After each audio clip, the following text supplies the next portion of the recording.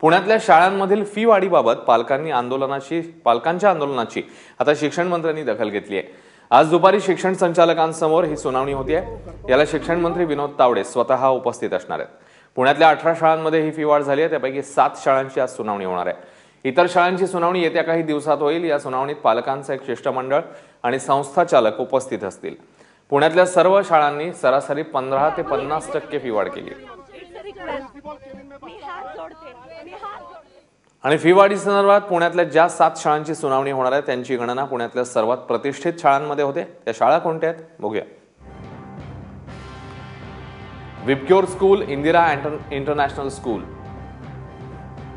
Euro school, सिल्व्हरगड Springdale या सगळ्या शाळांचा यामध्ये समावेश आहे। त्यासोबतच महर्षी कर्वे शिक्षण संस्थाची शाळा आणि इमॅन्युअल मार्थोमा इंग्लिश स्कूल या शाळांसंदर्भातली ही सुनावणी आता होणार आहे।